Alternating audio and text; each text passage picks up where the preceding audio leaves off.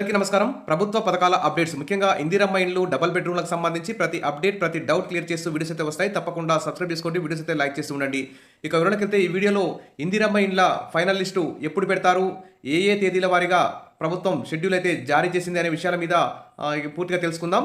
ఇక రెండో విడత చకచక ఇందిరమ్మ ఇండ్ల లబ్ధిదారుల ఎంపికకు సీఎం కీలక ఆదేశాలు అయితే జారీ చేయడం జరిగింది. తర్వాత లిస్టు 2లో ఉన్నటువంటి అప్లై చేసుకున్న వారందరికీ కూడా మరి డబుల్ బెడ్రూమ్ ఇల్లు పంపిణీ చేయాలని చెప్పేసి కూడా ఆదేశాలు అయితే జారీ చేశారు. ఇక్కడ చూస్తే డిసెంబర్ 2023లో ప్రభుత్వం నిర్వహించిన ప్రజాపాలన కార్యక్రమంలో ఇందిరమ్మ ఇంటి కోసం గ్రామీణ ప్రాంతాలు జీహెచ్ఎంసీ పరిధిలో మొత్తం 80.54 లక్షల మంది అయితే అప్లై అయితే చేసుకున్నారు.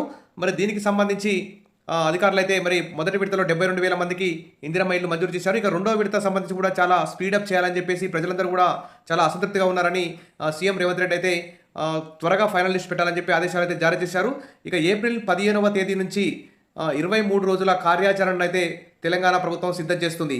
ఇక 2 రోజుల క్రితం కలెక్టర్లతో నిర్వహించిన సమావేశంలో పలు కీలక ఆదేశాలు కూడా జారీ చేశారు. ప్రతి నియోజకవర్గానికి ఇందిరమ్మ ఇండ్ల కోసం ఒక ప్రత్యేక అధికారిని, మండలంలోని 4-5 గ్రామాలకు ఒక గెస్టెడ్ ఆఫీసర్ను కూడా నియమించాలని ఆదేశించారు.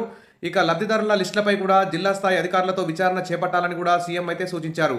ఒకవేళ జాబితాలో అంటే లిస్టులో అనర్హులుంటే గ్రామ పంచాయతీ, మండల స్థాయి గెస్టెడ్ ఆఫీసర్ అంటే ఎండిఓ, ఎంఆర్ఓ ఇలా వారందరూ బాధ్యత తీసుకొని అర్హులైన వారికి ఇందిరమ్మ ఇల్లు వచ్చేలా చర్యలు తీసుకోవాలని కూడా సీఎం అయితే ఆదేశాలు జారీ చేశారు. ఇక చివరి విచారణలో అనర్హులు ఉన్నట్లు తేలితే వారి స్థానంలో కొత్త వారిని ఎంపిక చేయాలని కూడా సీఎం అయితే ఆదేశించారు. మొత్తానికైతే ఏప్రిల్ 15వ తేదీ నుంచి 17వ తేదీ వరకు ఒక్కొక్క నియోజకవర్గంలో ఏ గ్రామానికి ఎన్ని ఇండ్లు మంజూరు చేయాలని ప్రజాప్రతినిధులతో అధికారులు సంప్రదించాలని కూడా సూచించారు.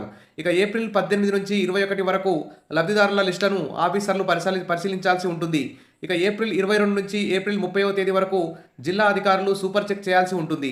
ఇక మే 1న పంచాయతీ అంటే గ్రామ పంచాయతీ ఆఫీసుల్లో అర్హుల లిస్టును ప్రదర్శించాలని సీఎం అయితే అధికారులకు, కలెక్టర్లకు అయితే ఆదేశాలు జారీ చేశారు. ఇక మే 2 నుంచి 4వ తేదీ వరకు కలెక్టర్ల ఆధ్వర్యంలో మరి అర్హుల లిస్ట్ అన్నిటి కూడా స్క్రూటినీ చేయనున్నారు. మే 5 నుంచి 7వ తేదీ వరకు జిల్లా కలెక్టర్లు అయితే ఇందిరమ్మ ఇండ్లు మంజూరు చేస్తారు.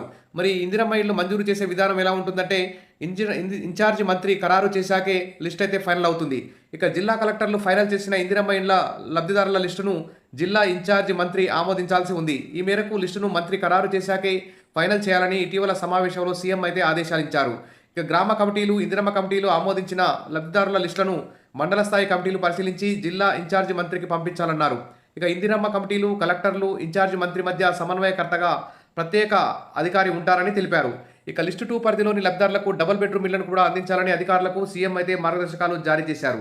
సొంత స్థలం లేని వారికి డైరెక్ట్గా డబుల్ బెడ్రూమ్ ఇళ్లను అందించనున్నారు. 2013-14 నుంచి 2024 వరకు రాష్ట్ర వ్యాప్తంగా 161,325 డబుల్ బెడ్రూమ్ ఇళ్ల నిర్మాణాలు పూర్తయినట్లు అధికారుల లెక్కలు చెప్తున్నాయి. ఎక్కడైనా అసంపూర్తిగా ఉండిపోయిన ఇళ్లు ఉంటే వాటిని లబ్ధిదారులే పూర్తి చేసుకోవాల్సి ఉంటుందని పేర్కొన్నారు. కాబట్టి ఈ విధంగా ప్రభుత్వం అయితే షెడ్యూల్ అయితే జారీ చేసింది. కనీసం మరి ఈ షెడ్యూల్ అయినా తూచా తప్పకుండా పాటించి నిజమైన అర్హులకు ఇందిరమ్మ ఇండ్లు మంజూరు చేయాలని చెప్పి రాష్ట్ర వ్యాప్తంగా ఆశాభావాలందరూ ఎదురు చూస్తున్నారు. కాబట్టి మరి తెలంగాణ ప్రభుత్వం త్వరగా ఈ రెండో విడత ఇందిరమ్మ ఇండ్ల ఫైనల్ లిస్టు చకచక స్పీడప్ చేసి అర్హులందరికీ ఇందిరమ్మ ఇండ్లు మంజూరు చేయాలని చెప్పి కోరుతున్నారు. ఇంకా ఏమైనా డౌట్స్ ఉంటే ఇక కామెంట్ సెక్షన్లో పెట్టండి. సబ్స్క్రైబ్ చేసుకోండి. వీడియోస్ అయితే లైక్ చేస్తూ ఉండండి. Thank you.